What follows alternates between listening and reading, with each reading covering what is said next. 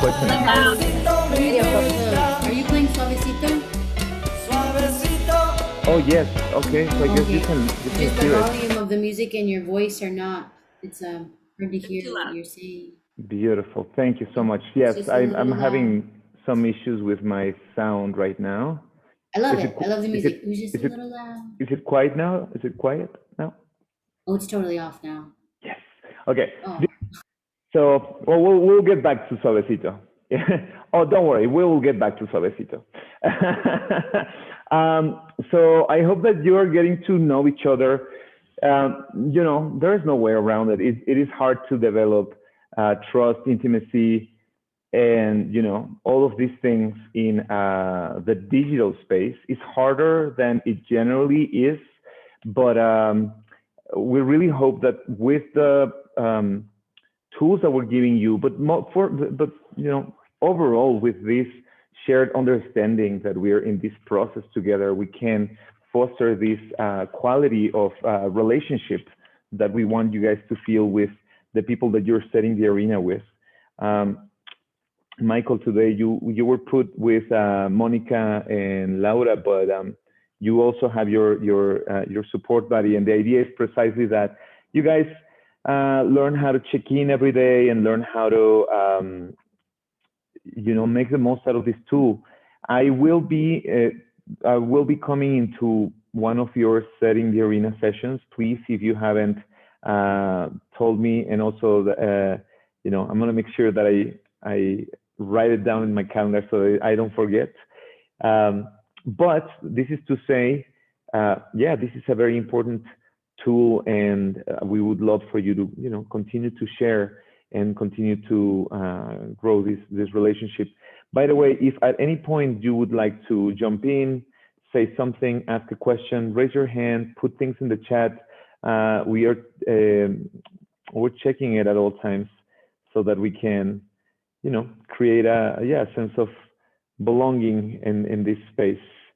And with that, we're going to go to the next thing. This thing is called the coaching playing field. All right. What is the coaching playing field? Well, this is part of the framework that we learn as coaches. The book that I read from during our last session is called Mastering Life's Energies, right? And this is a framework put together by Maria Nemeth, who is an amazing human being overall, but she's dedicated her life to basically create this framework where she's supporting people. Basically, this framework supports people to maximize their potential. With this, there are several parts of it, so we're gonna get to it. First one is we understand that we are in a plane of reality, however you want to call it, existence, the universe, this world, this society, and there's a line right in the middle. This line divides visionary reality from physical reality. What does this mean? Visionary reality is the space of the ideas, the space where everything comes up, where everything is being created. So there is a main characteristic of this visionary reality.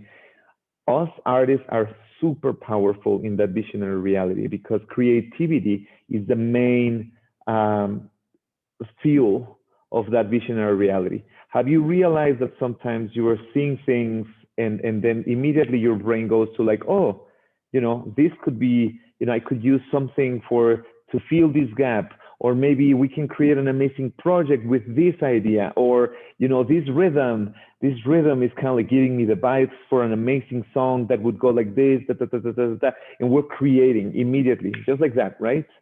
Now, I don't know if you have experienced this thing when you are having moments of very powerful creativity, but then all of those ideas remain in the visionary reality and they don't go to fit. No, never. Us, come on. So it happens often that if you are having a very strong moment, a very strong energy in visionary reality, and none of that goes to physical reality, we feel frustrated, right? We feel like we cannot do what, the things that we want to do, that we're just full of ideas. Even people sometimes discourage this kind of thing, like, oh, you're just full of ideas and you never do anything. And, this is a very common experience, right? It's not just you. It's not just you. It's all of us.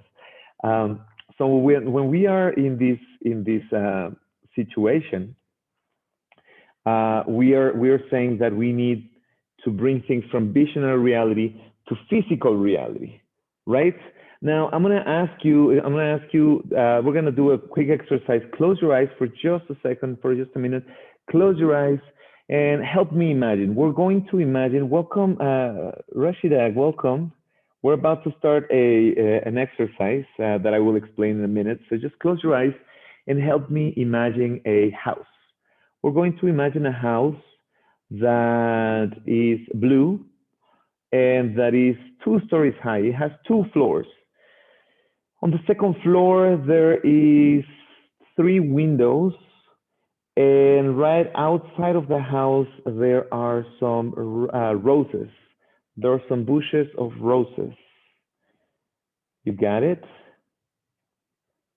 I changed my mind. We're gonna do this house. It's gonna be a red house, not a blue house. So just paint the house red really quickly. Just paint the house red, and let's add an extra layer, an extra level to that house. It's gonna be a 3-story house. Okay. And actually, you know what? Roses and a red house is too redundant, so we're just gonna have pines. So scratch the roses and just create just like maybe 2 or 3. Let's do 3 pines, big pines, tall pines, right in front of the house. And the door of that house is going to be a wooden gate, a wooden door. You got it? Okay. Open your eyes, please. Thank you. Open your eyes. This is part of our superpower as artists. Now, if I would tell you, okay, let's go do that house. Let's go get to building that house, right? We understand that our visionary mind, our visionary reality can shift these ideas, can build, can, like move things around, destroy things. But when it's about time to bring that idea into physical reality, we understand that we need energy, right? What things would we need to do that? Give me a couple of ideas. What things do we need to build this house? Get out of mute. You need lumber. Lumber, beautiful. What else? A team of builders. A team to build it. Oh, beautiful, great. Khaled? You're gonna need some paint to paint it the color you want. I'm gonna need the paint. You're definitely gonna need some tools, hammers and nails and tools and toolkits. Beautiful, exactly. We're gonna need all of these resources that that we will not just happen to find in the woods or something, right? We would need to buy them, right? We would need to spend some money in it. Now, this is very important. Let me make a stop here because we are here mainly because we're interested in the money that is going to come from the grant, right? Or the grants that we will apply for. However, it's important for me to tell you that money is not the only form of energy that you need to, in this case, build a house, right? Say that we have all the materials and all the money we need and we have everything in one place, but we would also need time, right? To make all of this happen. We would need time to let the paint dry. We would need time to let the trees grow, The other thing that we would need is physical vitality because things are not going to just assemble themselves. We're going to need a team of people, right? That is going to come in, is going to put in the muscle to make it happen, to put it all up, build the walls and the ceiling and the windows and all of these things. So we're going to need physical vitality. Creativity, my friends, we were already shooting creativity in this 1-2 minutes that we took for this. So creativity is another form of energy. Let me put you an example, a quick different example. We're all familiar with artistic projects, right? That have a lot of funding, that have the support of professionals who are like full on dedicated to their craft, and yet the result is kind of shitty, right? And it is because, you know, the project lacked either creativity or enjoyment. Because a lot of times when you're doing something just for the money, wow, you really need to add that element of joy, right? That element of just feeling in the flow. And the last thing that I tell you, the last form of energy that we understand in this framework is the relationship element, the energy of relationship. Hey, we're missing a hammer, but we have no more money. So we can either, you know, go get, you know, $60, $50 to go get a good hammer, or we can ask Dacier to bring his hammer, and then we build a house with the hammer, and we didn't have to spend that money in that hammer, right? I always love to say that, you know, when we did La Diaspora Festival 2 years ago, the biggest power we had was the power of relationship. You know, we were several people. Monica was part of that beautiful group, and we basically reached out to our communities and said, "Listen, guys, we're wanting to do this project. We want your support. If you can donate, if you can, you know, like share our, you know, social media, if you can come into the day of the festival and just, you know, support as a volunteer, whatever it is." And, you know, this was really a community project because all together we make it happen. So this is to say, don't believe that money is the only necessary form of energy to make something happen. Okay, so I'm going to move to the next slide to explain the next two things. So we understand that this little heart right here is the vision that we have. And this star right here is the actual thing, the final product brought in to physical reality. So at this point, there is a point in which we are materializing things. We call it the border, but this is truly where we master our energy. This is truly where we take our forces, our sources of energy, and we're like, okay, I have this big project right now. I don't have enough time to make it myself, but I have some resources. So maybe I can hire somebody to help me do this. And maybe we can buy, borrow a couple of different tools. And then you start creating a mix of energies. And the perfect mix, when you become a master of these energies, you will have the ability to bring things from your vision into reality, right? This framework understands that there are different points of mastery along the way, right? You're always making decisions to move forward, to progress in this point. And we understand that this part of the field, the physical reality, takes energy. Things take energy, but also we understand that things are always changing. Things are always changing. But not only that, things are unpredictable. I don't know if you had this experience. I know that I did. We were planning things for the summer or the spring or the fall of 2020. And, some of your projects might have taken years in the planning, and you were dealing with all the changes and all the, like the things that were coming up, but then something changed unpredictably, right? And we have to adapt. We have to move around, because the truth is that all of these things are not the fact of reality changing unpredictably is not in our control. What is in our control? The energy we have. the different forms of energy that we have. So it is important for you guys to assess your energy, right? To assess the things, the resources that you have with you to make these things happen.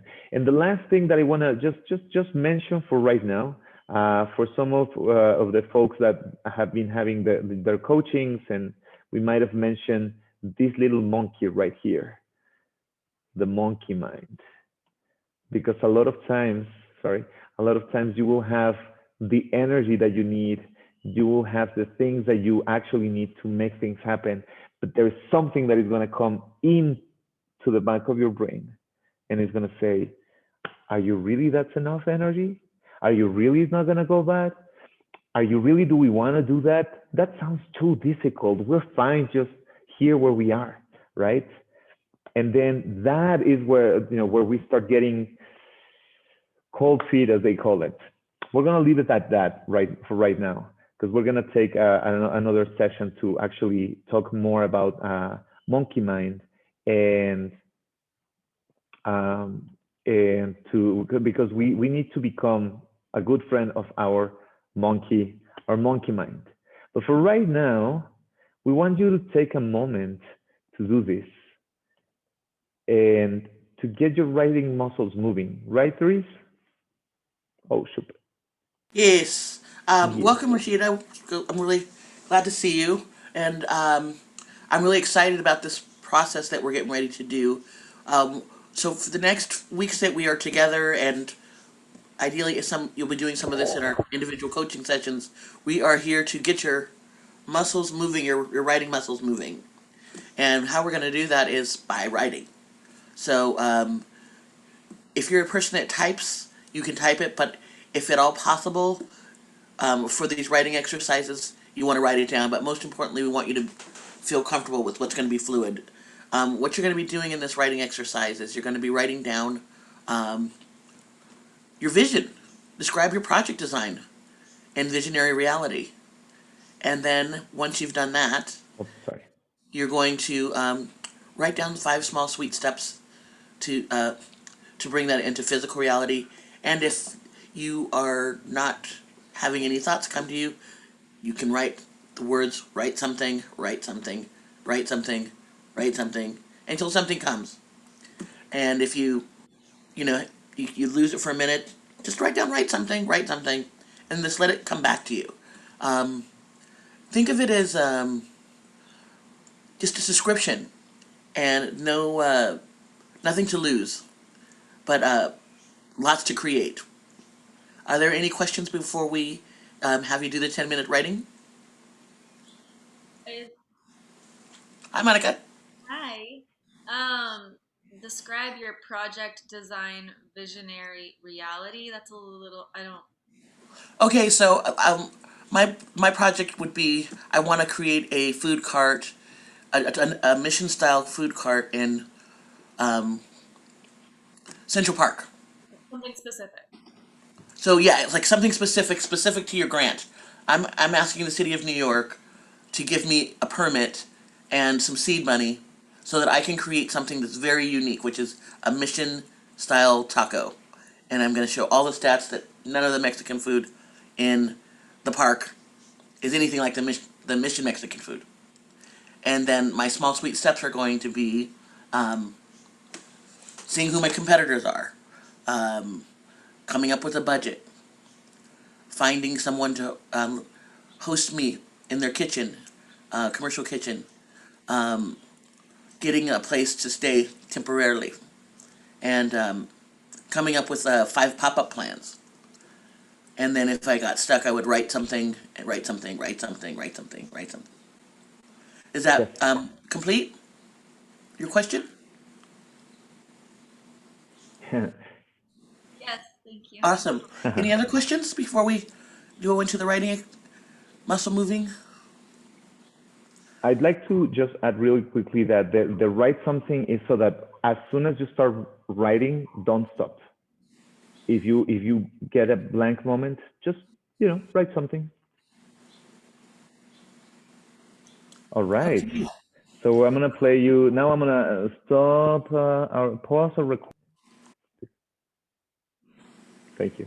Because this is the next part of our training for the day.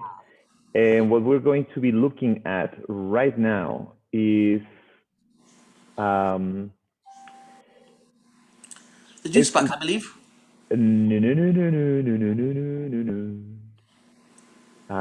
Here, sorry, there you go. Okay, so what we are going to be talking about is about the funding landscape.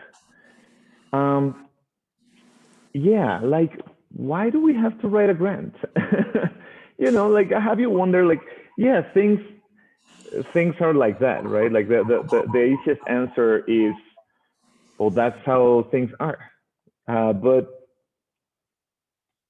how have they become like that, and why? And understanding that we can also understand, you know, what is in it for us and how can we go about it, right? So the first thing that I got to tell you is, you know, since the 80s, 90s, 2000s, and all of this time, we have been governed by a political idea called neoliberalism, right? I'm not going to get super heady here, don't worry about it. But the main premise of neoliberalism is that the private enterprise, private companies, private efforts are more economic, are more successful, are more effective than government-run institutions, government-run programs. That is why, since the 80s, and even from a little before, the government has been stripping down the programs and the funding that they have been giving to things, particularly like the arts, culture, education, health, many things that they are trying to put in the hands of private, you know, organizations, institutions, companies.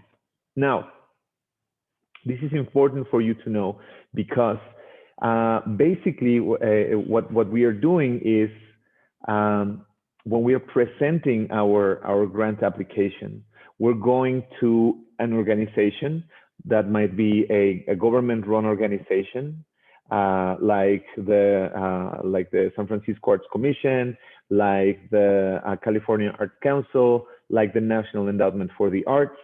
So those are government-run organizations, or we can also be presenting or applying for individual or independent institutions. Like in this case, we're applying for a grant with the Center for Cultural Innovation, which is an institution that was created to fulfill a role that the government is not doing. Okay, and when we are applying for these grants, we are basically, you know, putting our project in the table next to many other projects, right? Other artists and other collectives and other projects are applying for the same funding. And when these people are reading these projects, let's put this back in. When the government or when the institution, the organization is looking at this project, they say, oh, this person has this amount of experience, these are their goals, this is their measurable, you know, like achievements, and this is the impact that they will have in their, you know, communities or in society as a whole. But this person has more experience, is doing more with less money, and, you know, is accounting better the way that, you know, they are fulfilling our goals. And also, you know, like this, but you know, like this person's goals are more in line with the overall goals of our organization, right? Basically, this is to understand that the way that we are competing for these grants is as a private provider of services, right? And just as in any other business contest, if you are more, if you can show a better track of success, if you can show that better management of resources, if you can show a bigger, higher impact on your goals, and they see that, you know, that you're not gonna just take this money and run away, they're gonna say, oh, this is the person that we need to give this grant to, right? But before I move forward with this part that I'm gonna keep going with, I want to let you know that this is not the only source of funding. A good mentor of mine, a person that I hold in very high regards, she was mentioning that in a lot of regards, the arts and cultural sector have still still remaining from the feudal times, where you would get a patron, right? And if you get a patron, you get to continue to produce your art and you get to continue to grow your projects, et cetera, et cetera. It is not like this concept hasn't catched up fully with modern capitalism, in a way that if you're producing new work, you will be selling that work, and then the more you do, the more you sell, and then the more you grow, all of that, right? So that is why it is very important for us to become, very mindful about this, very knowledgeable about this funding landscape and the different tools that we have to get this funding.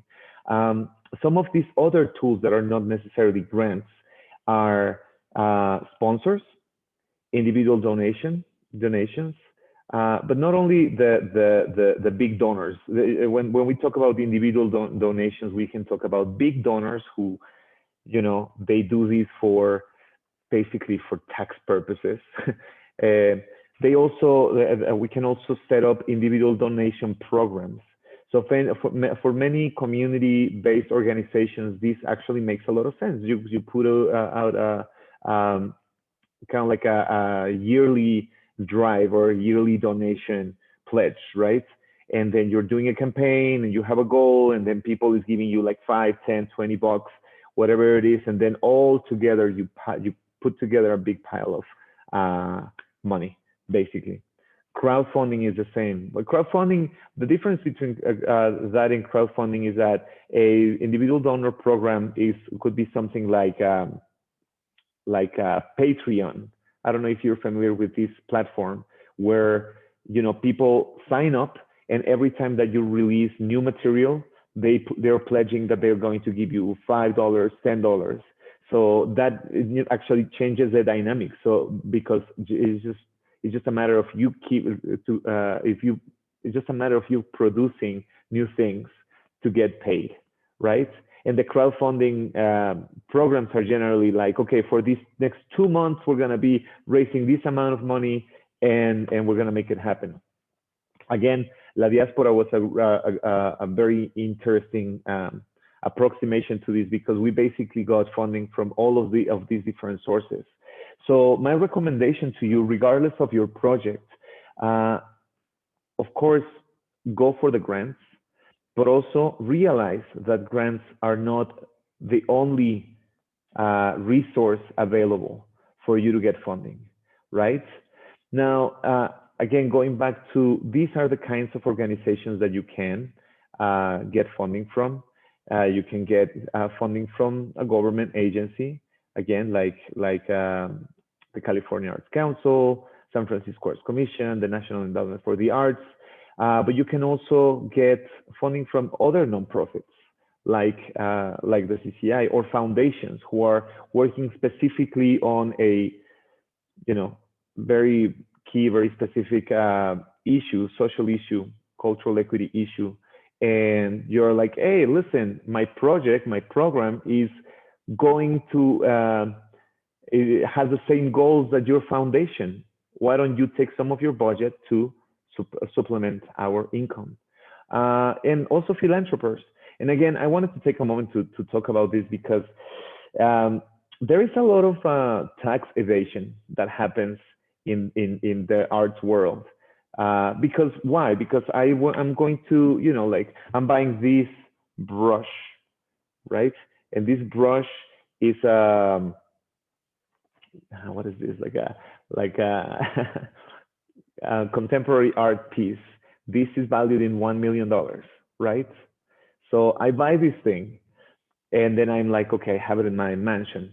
I have a $1 million brush from this renowned artist. First and foremost, if you're an artist that can sell a piece at $1 million, that elevates the value of your overall artistic creation, right? Because you already can claim that you sold something at $1 million. Therefore, the rest of your work would be around that same amount of value, right? But furthermore, 1-2 years passed, and then this millionaire goes to the MoMA, and he goes, hey, I'm donating this brush to the MoMA. Originally, it costed me $1 million, but now, because I bought it a few years ago and it has gotten more value with time, now this is worth $5 million, right? So instead of paying $5 million in taxes, I am doing a philanthropic donation to the MoMA, and because this is a donation for the arts and the culture, I'm not going to have to pay those taxes, right? This is, of course, a little more intricate than that. And this is actually a model that I'm very interested in studying, because this is, of course, mostly white folk who are coming up with these loopholes. But if we can make some of these very intentionally created loopholes to benefit our communities, like, of course, it's unethical. Of course, is basically to prevent them from paying taxes. But like, this is something that has been happening for centuries, and we allow it. Because then again, this goes to show how neoliberalism is like, okay, we're gonna go and give tax cuts to all of these millionaires, right? As long as you're supporting the arts, as long as you're supporting the culture. Oh, you donated a brush for $5 million? Oh my God, you're so good. Okay, so instead of taking those $5 million and reinvesting them in culture, in arts, in schools, in hospitals, they're basically just making this very deceiving game of pretend, right? Now, going back to the thing about the grants. Generally speaking, well, this is something more specific about Arts Collab. We are trying to engage in particularly grants that are fueled by cultural equity, that have cultural equity at its core. What does this mean? It means that they are being mindful about the projects and the people that they're trying to support, particularly projects that are addressing inequality in society, right? Or inequity in society. And this is a very straightforward, simple graphic. Raise your hand if you've seen it before. Has anyone seen it before? All right, perfect, great. So you might have heard or talked about cultural equity in the past. Equity doesn't mean to give people, justice or to equate people, but rather to give people what they need to advance, right? Understanding that the system that we live in has been rigged for, from the beginning, of course, and that there are certain populations, particularly the people that we try to, like the projects that we try to work in are definitely projects that are addressing these inequities in society. And so we see that, that is the goal. Is the first goal is equity, right? The first goal is to give people what they need in order to succeed. Justice is the vision, right? To transit to a society of justice and that offers justice and dignity to all. We are far away from there, but it is only through projects like yours, it is through spaces like this one that we are aiming to make more for us and for our communities, right? So equity theory, we're gonna try to go quickly with this. I know it's a lot of information, and I'm super happy to stop at any point. If you have any questions, you can stop me, raise your hand, or just simply just interrupt, and we can stop. Equity is the relationship between the yelling, the relationship between the input of effort, work, or energy, and the outcome or success of a specific group within a larger context, community, or society. This is a little, it's interesting. It's the relationship between the things that you're putting in and that you're getting out of a community, of society, right? And this can be these results can be found in the economic field, in the cultural field, and in the social field. All right. Articulating this is paramount to convey and communicate the urgency and value to your funders. So this is key, guys. It's not, what I mean by this is, look, these two people are trying to record albums. These two people are trying to start arts programs. But this one is going for, to talk about stories on social justice, police brutality. We recently had a person that was working with foster youth, for example, right? Or one person that already got funded from one of our past cohorts. She's working with domestic workers and day laborers, right? And the difference between this project and this project is that this person who is super qualified, who's really renowned, et cetera, this person is just doing it for the name. This person is doing it to give a voice to the disenfranchised people and to people who really haven't had a platform to show up, right? So when you put it like this, what sounds more urgent? What sounds more necessary for our communities, right? The one that is addressing a pressing issue in our society.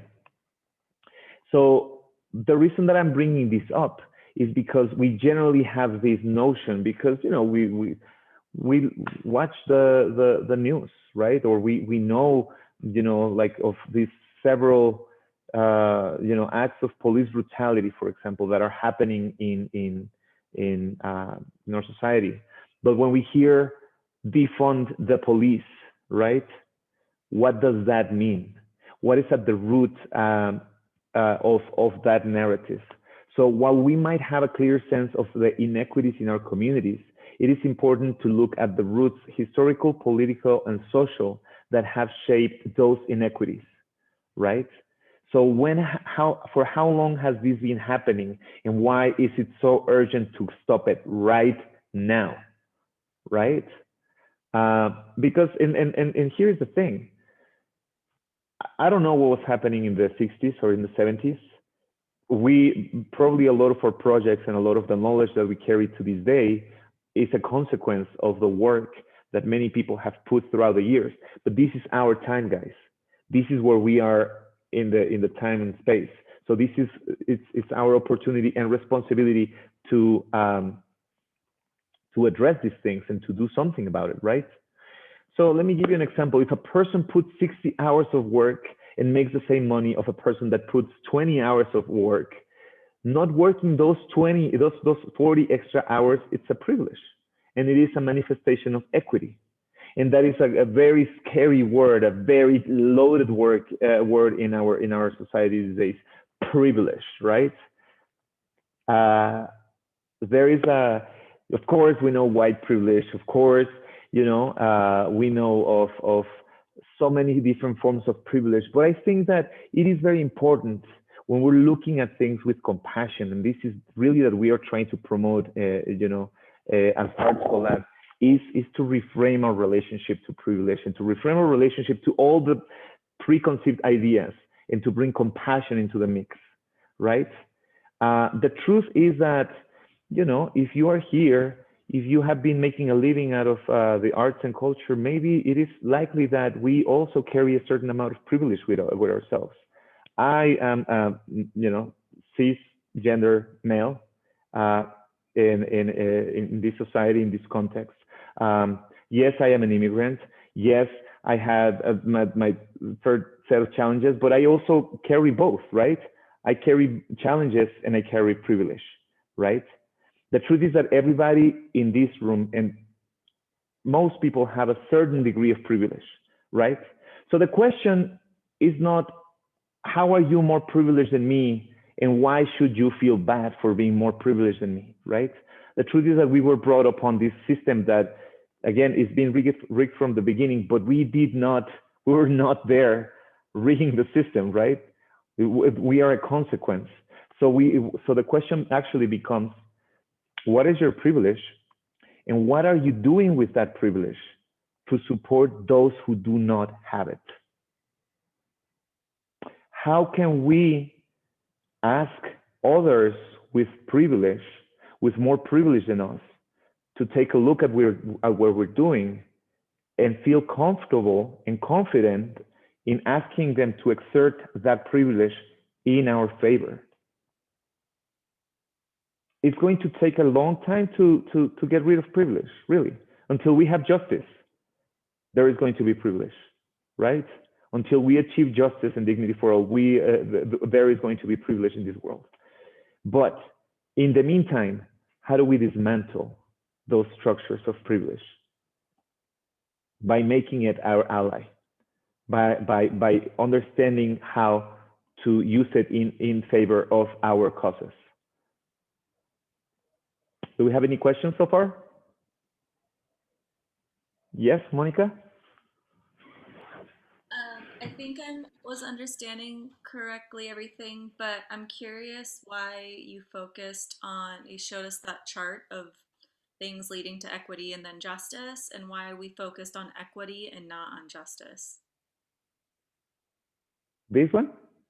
Yeah, like it seems like the progression goes from inequality to equality to equity to justice. So why were we focusing on focusing on equity in what we're doing rather than focusing on justice? Okay. This is not a progression. This is not a progressive chart. This is just a reference of how would it look like, or how every one of these concepts look like. And of course, we are all transiting, or we're all aiming to achieve justice, right? Equity and justice are not the same thing.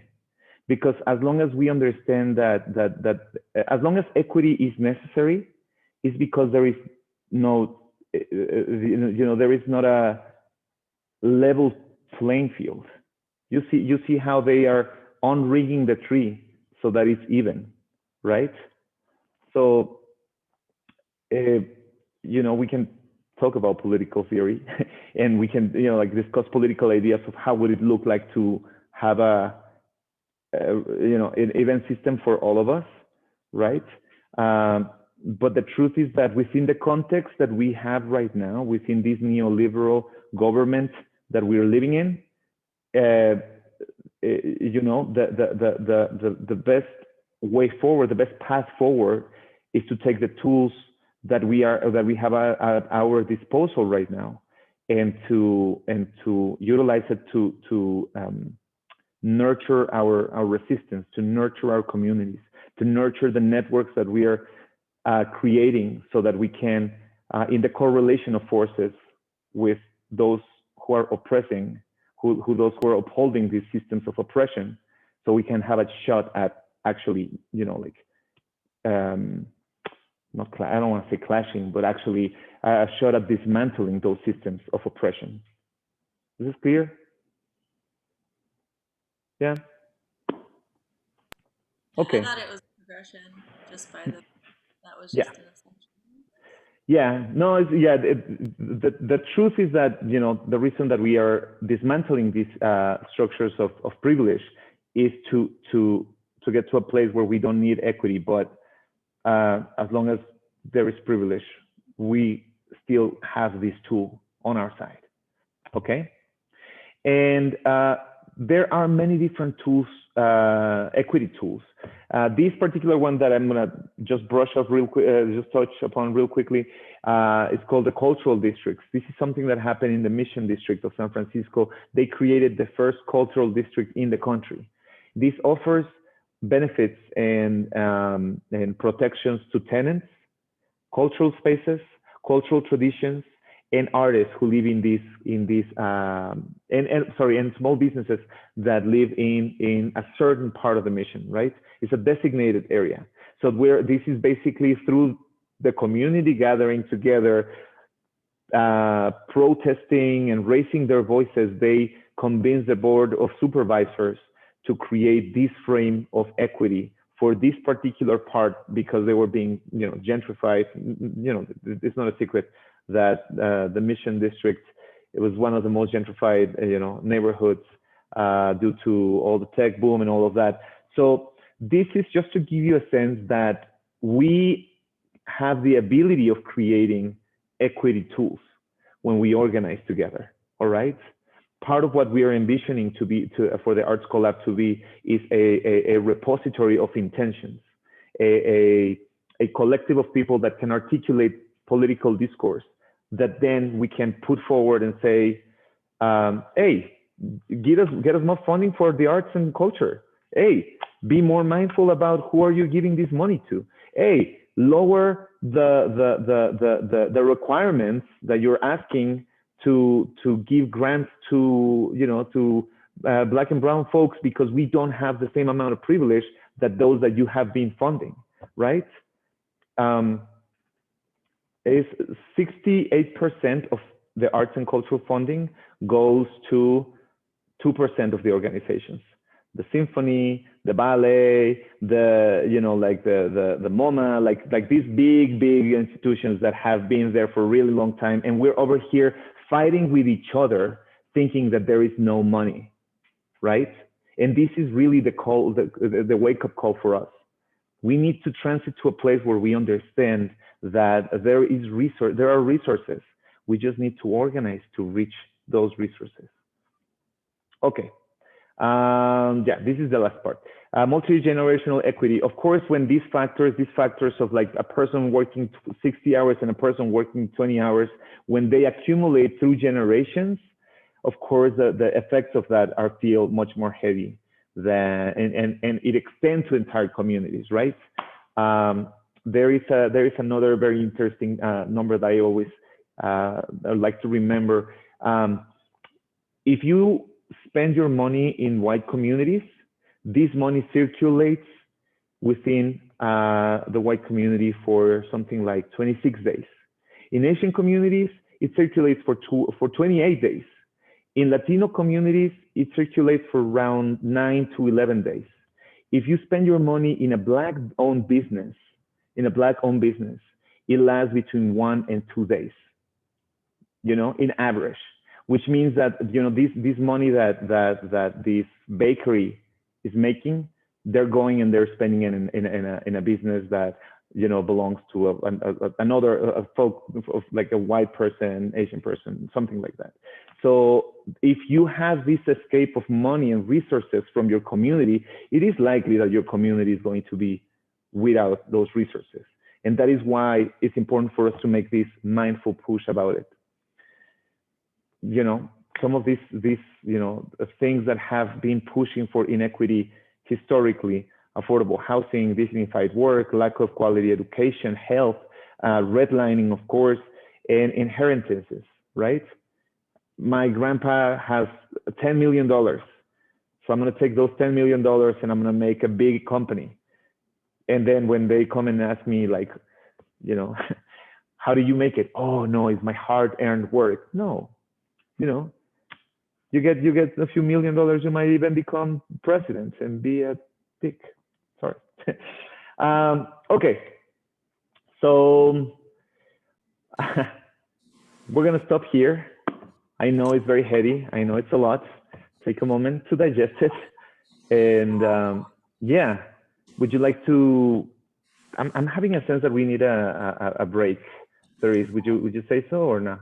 We're actually at the time for our break. It's on the schedule. Woo! Excellent.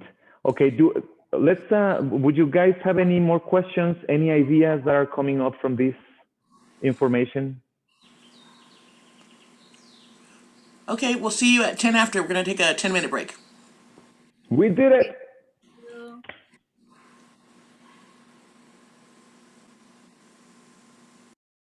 You.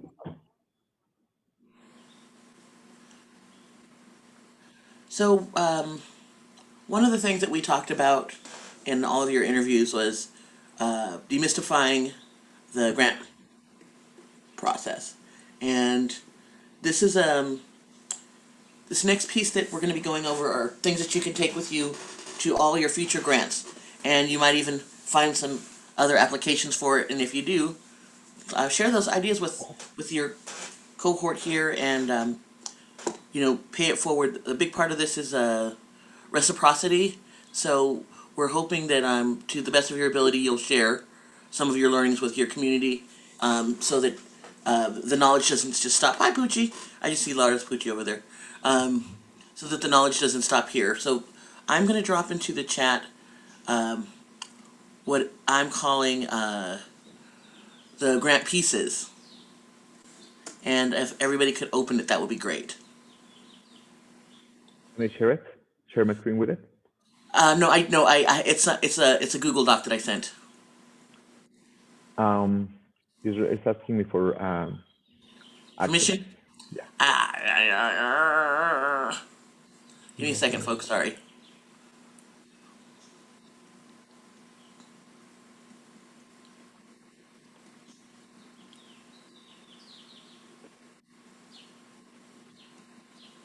Okay, try it again.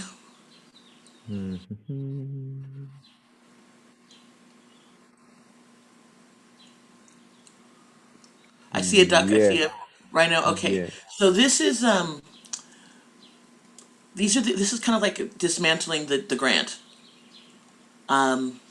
There's the project description, the collaborators, the why, now, and then application context and the budget.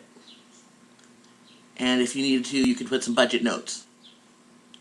So the reason I did this is because I want to simplify what's the belly, what's inside the belly of this grant.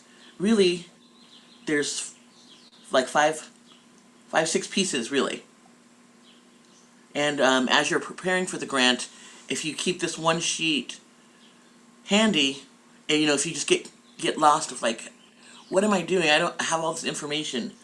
Just simplify it, and you just realize really all it is this one sheet, and organizing it. And then when you get to the middle of the grant, you can come back and visit this and say, okay, I'm 50% there. Like make a checklist when you're done. And then when you finish your grant, you can come back and just check to make sure you've hit each of these points. This is the biggest takeaway for y'all. Under the project description, answer the question. Try not to add much more that's not asked. If they're asking you to describe the project, and then you start talking about some projects you did like 6 years ago, it's going to make the grant reader a little bit confused. So just really stay on top of what they're asking you, and just kind of keep this as like a summary guide near your grant working area, and whenever you're needing some clarity, just come back to it. It's like all right here. This is straight from the website. I didn't add any extra, so just keep that handy. That's like a little extra. And before I have you guys open it, I'm going to ask Arturo to open, or actually, Arturo, can you share the investing in arts template? So save that. Everybody save the grant pieces somewhere, possibly in your folder. If you're coached by me, you have the folder for the grants. Save that, and what you're going to be doing for your homework is creating what's called a Juicebox, and that's just looking through the actual website and seeing what pieces are key. And you also have that one sheet that you can refer to if that's an easier way for you to learn. But really what you want to do is go onto the website and then extract the juice from the guidelines, the frequently asked questions, and the application. So Arturo, can you just type in like an example of something that might go in the juice box? Yes. Let me go to the website real quick. We have the link right here, by the way, for your comfort. And then something that is giving us Must be an individual working artist. Companies and collectives cannot apply. So that's something that That goes in the you juice go box. back and paste here. So your homework assignment is going to be just to go through and see how many things that you can come up with that are going to be really important to creating a successful grant. And I just dropped the Investing in Artist app template into the chat. So this Investing in Artist app template, you want to save it as your own copy in our folder. And this is going to be the heart and soul of your grant. This is where we're going to be dropping in all of your pieces.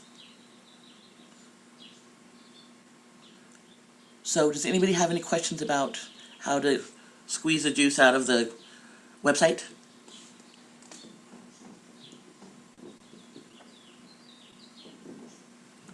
Any questions? Yeah, I have a question. Okay, Khaled. Yeah, I need a little bit of clarification. So what you both just put in the chat is the Invested in Artist application the Juice website, Juicebox? Juice box. Right. So we need to save that and then fill that out as we go, or fill that out for the next session. I'm not 100% clear on. Sure. So just for the next session, what you're going to do is just the Juicebox portion. If you've already started working on your summary, then I think that's one of the homework things you're gonna work on your summary. But this template that you save for yourself is going to be your grant template. So by the end of the 6 weeks, you're going to have this whole thing complete. Each week, we're going to be working on a different section. Oh, okay. So this is your template. Can And I say Arturo something? wants to add something, I think, perhaps for clarification. Yeah, so the recommendation for best practices, we recommend you to never fill a grant in the system, because the system will crash. You might, refresh the